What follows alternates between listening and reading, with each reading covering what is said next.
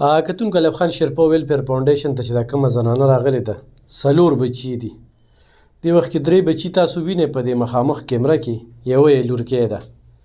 خاوند یې په دواړو سایډو باندې فالج وهلی دی.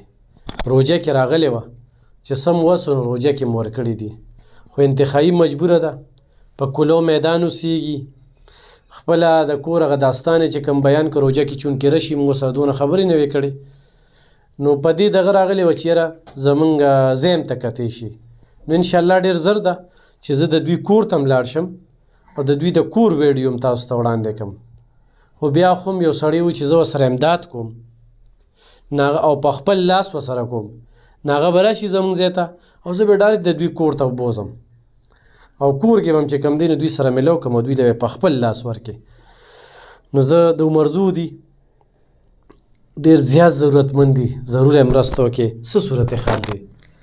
خو ډېر زیات غریبانان یو، خاوند مې بیمار دی، 1.5 کال یې وشو او بالج والي په 2 سیړو باندې او د خرچې مې څوک نشته. پلار طرف هم ټول غریبانان دي، ورونه مې هم ټول غریبانان دي او بس خپل کور کې اوسېږو. خو دغسې هر سامانونه هم ټول خراب شو، باران او نورونه ووالي او بس صرف یو کمره مې پکې ځان راچولی او په سوال الله چپټه کړې ده او بس په هغې کې اوسېږو او نور هم هېڅ وسیلې نشته. دا ځای هم څنګه اخیستی و؟ دا ځای هم داسې اخیستی و چې خاوند به یې مزدوري کوله، بار موږ به خپله ګزاره کوله. د چا کور کې اوسېدو بس هغوی له به مې خدمت کوو، په هغه کور کې به اوسېدو. او چې بیا هم دا خپل کور واغېشتو ولاړو، یوه کمره مې پکې جوړه کړه، بس 2 میاشتې پس مې په خاوند دا چلو شو. د 1.5 کال ژوند څنګه تېر شو؟ و دا خو ښه ورېږدې ژوند دی، بس تېرېږي نو. روژه کې موږ له راغلې وې؟ روژه کې دلته راغلو ما چې ډېره مجبوره شومه نو رالم، به تاسو راله بیا اوړه راکړل. دا ځای ورته چا ښودلی و؟ دا خو زموږ کلي کې څوک و، بس هغوی راته چا وښوي دلته کې لاړه شوې، هغوی به راسره امداد وکړي.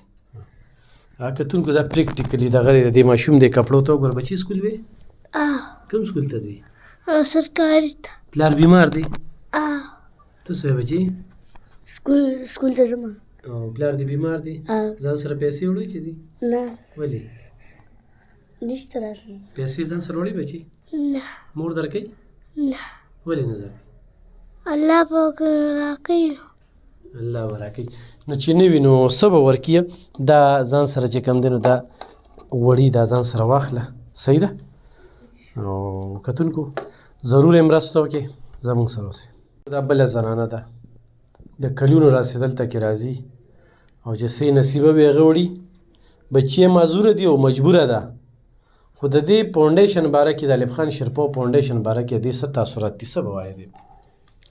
زما ماشومان معذوران دي، زه دلته کې د 3 کالو نه راځم او ما سره ښه شکر تاسو ټولو امداد وکړو. زما له ماشوم یې اپریشن وشو، یو شکر دی الحمدلله. اوس زما جینۍ وګرځېده او اوس چې دی نو بل اپریشن یې کېږي، روان دی. سبا نه بله ورځ به انشاءالله تاریخ راکړي. بس که تاسو سره څه دغه وي نو ما سره به امداد خامخا کوئ. بس د دې ځای زما سره ده او بله مې د الله سره د زیاتي مې څه نشته. صحیح. کتونکو دې موږ سره رابطه کړې وه چې د لورکۍ خو مې بیا اپریشن دی، څه شوي نه دي، څه به یي نه. نو تاسو ته خواست کوم د الله سره تجارت دی. هغه لورکۍ چې ګوتې بندې دي او دا اخرنی اپریشن دی، دې کې بالکل ټیک ټاک کیدی شي. نو خو چا هم دې کې مدد وکړو نو ډېر زیات په ښه به وکړې. دا واله ځان سره غوړي او کتونکو انشاءالله دا سلسله به روانې په خپلو دعاګانو کې مې یاد سره ډېر مننه، خوشحاله.